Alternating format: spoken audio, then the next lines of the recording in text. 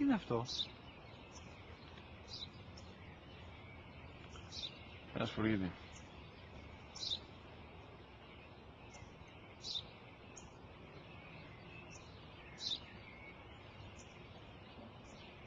Τι είναι αυτό?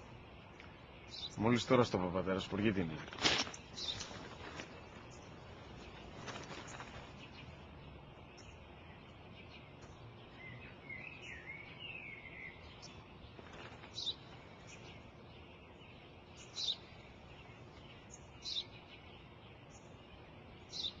Τι είναι αυτό? Ένα σπουργίτη είναι, πατέρα. Ένα σπουργίτη. Σπου-γι-τι.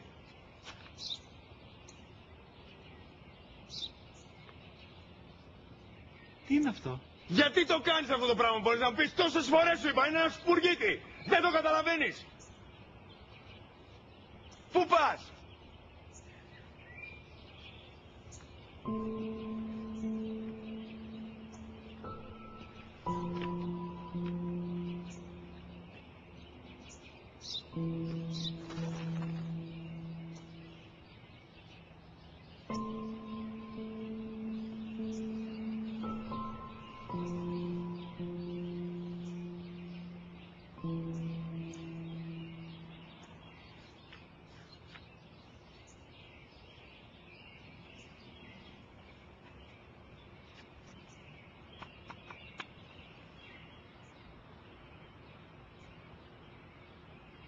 Δυνατά.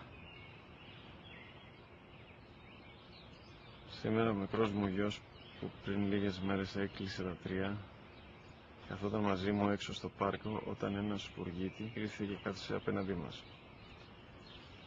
Ο γιος μου με ρώτησε 21 φορές τι ήταν αυτό και του απάντησε και τις 21 φορές ότι ήταν